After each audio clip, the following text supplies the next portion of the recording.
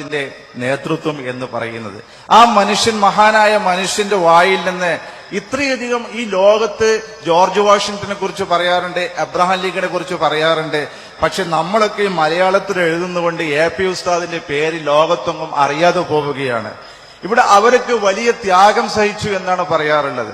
പക്ഷെ നമുക്ക് ഉസ്താദിനെ നേരിട്ട് അറിയാമല്ലോ. ഈ ദേശീയോദ്ഗ്രഥനത്തിന്റെ കാര്യത്തിൽ മാത്രമല്ല, ഭീകരക്കെതിരെ, സാമൂഹിക സേവനത്തിന് വേണ്ടി, ദരിദ്ര വിഭാഗങ്ങൾക്ക് വേണ്ടി, ഇന്ത്യ മഹാരാജ്യത്തിന് വേണ്ടി, എന്തിനധികം ഇപ്പോൾ അവിടെ ഡൽഹിയിൽ ഒരു പുതിയ പാർട്ടിയാണ് ജയിച്ചത്. അതിന്റെ പിന്നിൽ വരെ AP ഉസ്താദ് ഉണ്ട് എന്നാണ് പലരും പറയുന്നത്. നമുക്കറിയില്ല, അള്ളാഹു ആലം. കാരണം അവിടെ ചെന്ന് നോക്കിയപ്പോഴാണ് അറിഞ്ഞത് അവിടെ മന്ത്രിപദത്തിലേറിയ മനുഷ്യൻ അദ്ദേഹം AP ഉസ്താദിന്റെ ഏറ്റവും അടുത്ത ഒരാളാണ്, ഒരു ഹാദിമാണ് എന്നറിയാൻ കഴിഞ്ഞപ്പോൾ ഞാൻ പോലും മൂക്കത്ത് വരില്ല വെച്ചു, നമ്മളൊന്നും ഉസ്താദിനെ വേണ്ടത്ര അറിഞ്ഞില്ലല്ലോ എന്നുള്ളത്.